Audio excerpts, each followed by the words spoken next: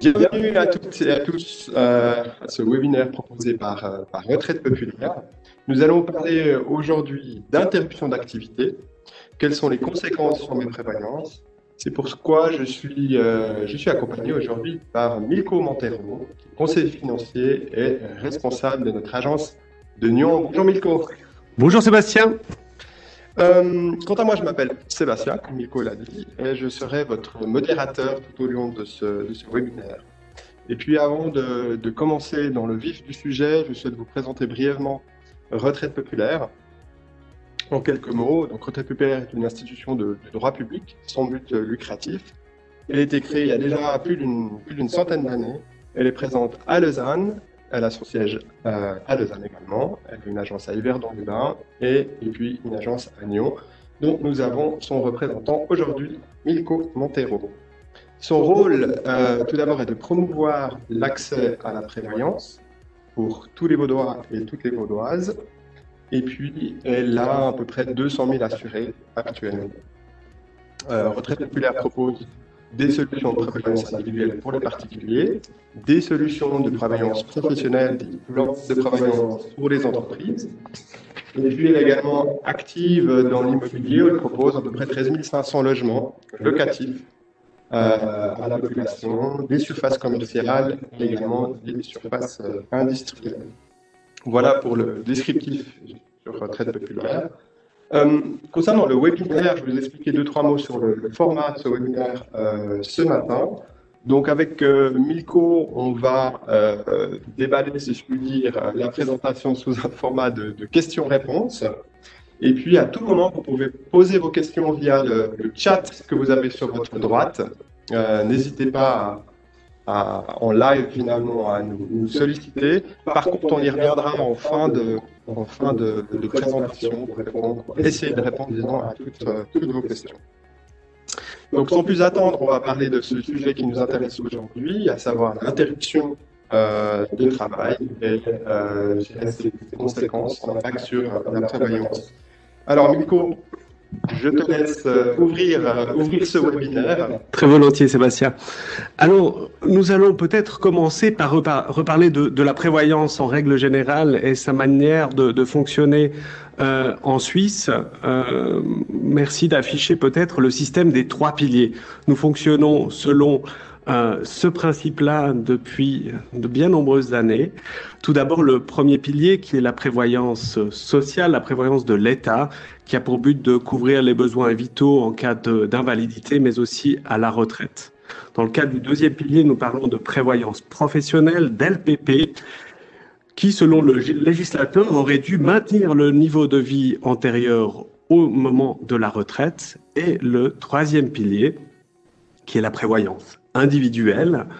Chacun est libre d'épargner, soit sous une forme de prévoyance liée, le troisième pilier A, qui nous permet de bénéficier d'avantages fiscaux, ou de prévoyance libre, le troisième pilier B, où là, les avantages fiscaux sont moins importants. Le fait d'interrompre son activité aura des conséquences sur ces 3 piliers. Plus concrètement, qu'est-ce qui est retenu sur votre salaire entre le salaire brut et le salaire net?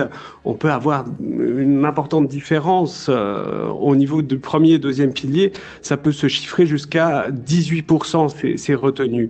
Mais où va cet argent en fait? Donc, dans la prévoyance du premier et du deuxième pilier. Nous allons aborder d'abord l'interruption de l'activité volontaire, c'est-à-dire une personne qui décide d'arrêter volontairement son travail, que ce soit pour élever ses enfants ou peut-être proche de la retraite. Cette personne, en règle générale, ne cotisera plus au premier pilier. J'entends par là qu'elle n'a plus de salaire, elle n'a pas de retenue AVS.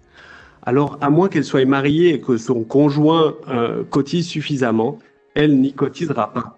Nous l'encourageons vivement à faire une démarche auprès de l'AVS pour cotiser facultativement pour ne pas réduire les prestations au moment de la retraite.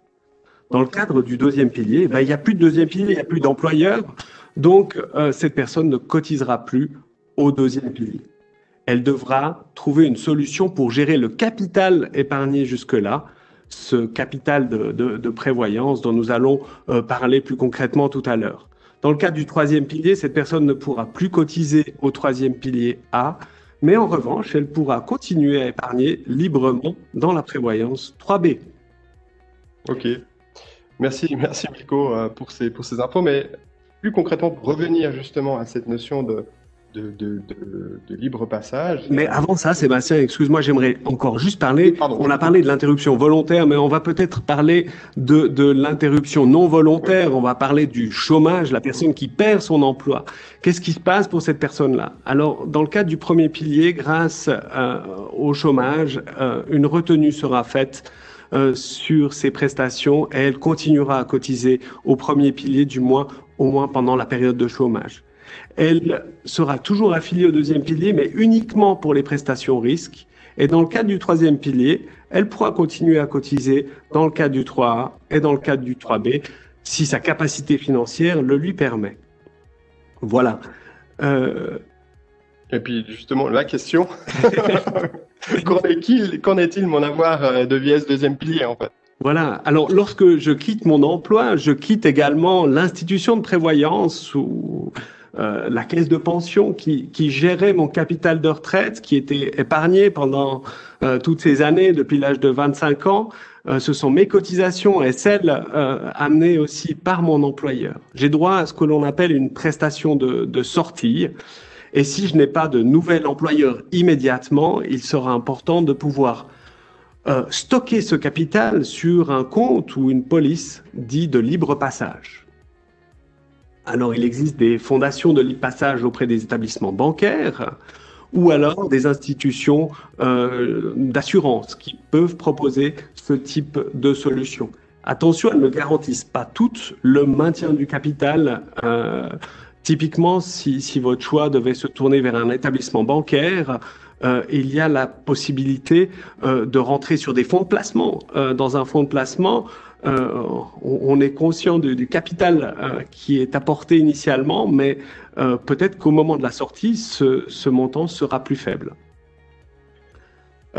Donc, il est important de prêter une grande attention au choix du prestataire, aussi en fonction de la situation. Ça peut être une interruption, on l'a dit, volontaire, involontaire. Ça peut être une personne qui se met à son propre compte ou une personne qui interrompt son activité pour un cas de pré-retraite, par exemple. On y reviendra plus tard. Mais donc, en fait, si je comprends bien, au niveau de la police de libre passage, est-ce que je peux choisir mon prestataire ou vraiment, ça se passe comment? Tout à fait. Tu as tout à fait le choix d'adresser ton capital de prévoyance. Concrètement, la dernière caisse de pension t'enverra un courrier dans les semaines, voire les mois qui suivent la fin de l'activité, te demandant auprès de quelle fondation ce capital doit être transféré. Est-ce que c'est une banque ou une assurance?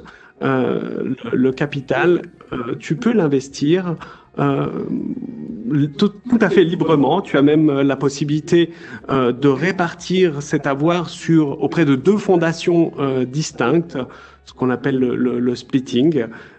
C'est une liberté. Voilà. Mais en fait, ça se passe comment sur le marché?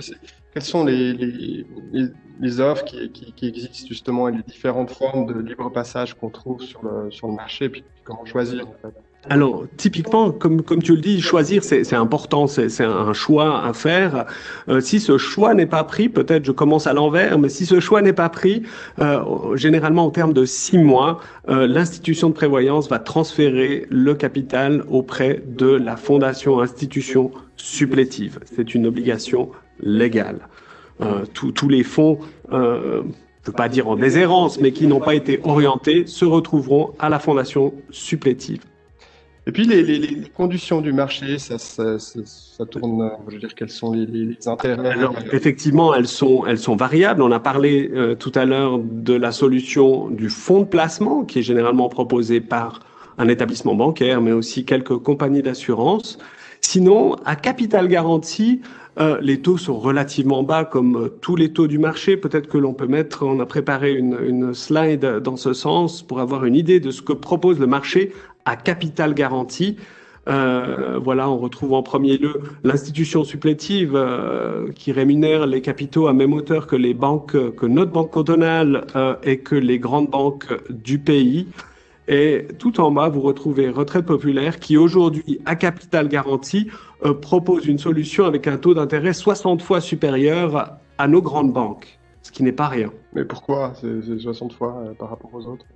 Alors peut-être, je ne suis pas dans le secret de ces grandes banques, mais aujourd'hui, il est fort probable que ces établissements souhaitent plutôt orienter les capitaux vers des solutions en fonds qui peuvent être plus lucratives, mais comme on l'a dit, c'est une prise de risque que de garder ces capitaux à des taux proches de zéro, parce que les garanties qui doivent être fournies par les fondations de prévoyance sont régies par la loi et aujourd'hui, malheureusement, on a souvent des solutions, enfin la substance de ces capitaux qui sont dans des fonds à taux négatifs.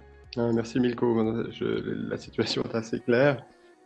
Maintenant, une question très pragmatique. Je suis indépendant et je suis bénéfice justement d'une police de libre passage. Est-ce que je peux retirer cet avoir pour constituer des fonds propres, par exemple, pour l'acquisition de mon logement principal? Alors tout à fait, Sébastien. Comme la LPP le prévoit, il est possible d'utiliser l'avoir de libre passage, je dirais la totalité de l'avoir de libre passage, en tout cas jusqu'à 50 ans, pour l'accession à la propriété, que ce soit un nouveau projet, que ce soit la réduction d'une dette hypothécaire ou éventuellement entamer des travaux de rénovation dans ma résidence principale, on précise bien. Au-delà de 50 ans, les conditions sont un peu plus restrictives. Ce sera au maximum l'avoir à 50 ans ou la moitié de l'avoir épargné. D'accord, merci, c'est au moins clair. Je suis content de pouvoir utiliser, de retirer en tout cas cette somme pour l'acquisition immobilière. Ça, c'est une bonne chose à savoir, en fait, au même titre que le deuxième pilier. C'est exact, tout à fait. Une autre question, si par hasard, enfin, c'est pas par hasard, je souhaite quitter la Suisse pour vivre à l'étranger, est-ce qu'à ce moment-là, est-ce que je peux aussi récupérer ou retirer le capital de ma police de libre passage? Alors, ça dépendra du lieu de ta future destination, de ta future résidence. Si tu quittes la Suisse pour aller t'installer dans un pays de l'Union européenne ou de l'ALE, eh bien, la part LPP, la part minimale légale, va rester bloquée en Suisse sur un compte ou une police de libre passage. La part extra-légale, petit rappel peut-être, la LPP fixe un certain salaire assuré, un certain taux de cotisation. Vous pouvez avoir un employeur qui était plus généreux et vous avez cotisé au-delà de ce que prévoyait la loi, c'est ce qu'on appelle la part extra-légale. Eh bien, cette part-là sera disponible en cash au moment du départ. On a parlé des cas donc dans l'Union européenne. Parlons maintenant d'une situation où tu quittes notre continent, où tu vas t'installer plus loin. À ce moment-là, tu peux partir avec la totalité de ton capital de retraite. Il faut savoir que c'est pas une obligation, que ce capital peut aussi rester en Suisse en partant de l'idée qu'un jour tu pensais revenir. Tu peux laisser ce capital auprès d'une institution, d'une fondation dans le cadre du libre passage. Si tu retires ce capital sera imposé. C'est un impôt unique, séparé des autres revenus, à un taux préférentiel. On va se baser sur le taux du canton où se trouve la fondation de prévoyance. Voilà. Et là, il peut y avoir des grosses disparités d'un canton à l'autre. Merci Milko pour ces explications, c'est très clair. J'ai encore entendu parler des changements de loi pour 2021, qu'en est-il? Alors, dès 2021, il y a un article qui va changer dans la LPP, la loi sur la prévoyance professionnelle. Il s'agit de l'article 47A. Il va toucher les chômeurs âgés, les personnes d'un certain âge, à partir de 58 ans. Jusqu'à aujourd'hui, une personne qui perdait son emploi à 58 ans devait faire transférer son avoir de libre passage auprès d'une fondation de libre passage. Ce ne sera plus le cas. Il pourra rester dans la caisse de pension de son dernier employeur. Ce qui est intéressant pour lui, ce sera principalement le taux de conversion qui n'est pas le même dans le libre passage ou dans le troisième pilier. Donc là, ce sera très intéressant pour lui. Les contraintes sont qu'il devra cotiser au moins pour la prime risque et pour les frais de gestion auprès de sa dernière caisse de pension. Il aura aussi la possibilité de continuer à épargner s'il en a toujours la capacité financière. Toutefois, s'il le fait, il aura l'obligation de prendre la rente et non pas le capital au moment de la retraite. Attention à cette contrainte-là. Merci Milko, c'est très clair. Et maintenant concrètement, quand on parle de police de libre passage, c'est à Retraite Populaire, quelles sont les solutions que vous proposez? Eh bien, chez Retraite Populaire, on a imagé notre produit qui s'appelle Arc-en-Ciel comme un pont. Il faut voir cet arc-en-ciel comme un pont entre deux activités professionnelles. Donc, nous allons pouvoir toujours garantir votre capital du deuxième pilier. Le capital est garanti. On l'a vu tout à l'heure, la rémunération est nettement supérieure à ce qui est proposé sur le marché. Je parle bien à un capital garanti. Nous ne proposons pas de solution de fonds de placement auprès de notre institution. Vous avez la possibilité d'y ajouter des couvertures risques qui peuvent disparaître en cas d'interruption volontaire de l'activité, risque invalidité ou décès. D'autre part, ce qui est important de savoir, c'est que nous sommes quasiment la seule institution du canton à proposer une alternative au moment de la retraite entre la sortie en rente ou en capital. D'accord, merci Milko pour ces explications. Je t'en prie. Je vais regarder au niveau du chat. Maintenant, si on a eu... Oui, alors effectivement, on a beaucoup de questions au niveau du chat. Effectivement, les auditeurs sont très friands de questions. Maintenant, une question qui ressort voilà, nous sommes en concubinage et on se sépare. Qu'est-ce qui se passe au niveau de la prévoyance, de ma prévoyance de passage? Eh bien, pour un couple de concubins, il n'y a pas de règles en matière d'LPP ou d'ordonnance sur le libre passage. Chacun repartira avec son capital de prévoyance. Contrairement aux couples mariés, où là, les règles sont clairement établies. Lors d'un divorce, on va répartir les avoirs de la prévoyance professionnelle, de même que les avoirs d'un libre passage. Petite parenthèse peut-être pour les concubins, il est important de savoir que les prestations en cas de décès peuvent être servies à un concubin, pour autant qu'il y ait eu vie commune au moins 5 ans avant le décès ou des enfants communs. Et c'est important de prévenir votre caisse de pension du fait que vous vivez en ménage commun pour que ce soit plus clair si décès il devait y avoir. Une question aussi au niveau de cet avoir donc de police libre passage. Une fois que l'interruption est terminée, c'est-à-dire que finalement on retrouve un emploi, que se passe-t-il en fait de cet avoir de police de libre passage? Alors, c'est très important de toujours savoir où se trouvent nos avoirs de libre passage. Donc, je vous encourage à très rapidement refaire transférer votre avoir de libre passage auprès de la nouvelle fondation. C'est une obligation légale. Pour une personne qui change régulièrement d'activité, le fait d'avoir des avoirs disséminés auprès de différentes institutions peut être ennuyeux à terme et avoir des conséquences financières importantes, puisque les rentes seront calculées, aussi bien les rentes d'invalidité que les rentes de vieillesse seront calculées par rapport à la totalité de l'avoir de vieillesse accumulé. Alors si vos avoirs sont répartis à droite à gauche, c'est beaucoup plus compliqué à composer une prestation de retraite. Merci, je crois que c'est assez clair. J'ai une question de Françoise qui me pose la question, c'est la planche qu'on avait eue un petit peu plus tôt concernant les trois piliers. Elle me pose la question, quelle est la différence, c'est vrai que tu l'avais mentionné, mais entre le 3A, le pilier 3A et le pilier 3B? Alors, on sort un tout petit peu du cadre du libre passage, mais je réponds très volontiers à cette question. Le troisième pilier A, qui s'appelle la prévoyance liée, qui répond à une ordonnance, nous permet à nous, salariés, de déduire notre cotisation épargne jusqu'à hauteur de 6 826 francs cette année, dès l'année prochaine, un montant de 6 883 francs.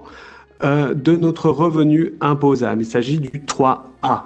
Le troisième pilier B, ce 3A peut être conclu auprès d'un établissement bancaire ou auprès d'une compagnie d'assurance, donc un contrat d'assurance vie. Dans le cadre du troisième pilier B, il s'agit de la prévoyance libre. Vous êtes libre d'épargner sur une police d'assurance à ce moment-là, de manière totalement libre, mais sans bénéficier de la déduction fiscale. À terme, par contre, le capital ne sera pas fiscalisé, contrairement au 3A. Voilà, je ne sais pas s'il faut plus s'étendre. Non, je crois que c'est assez clair. Je suis en train de regarder du côté du chat, effectivement, si on a d'autres...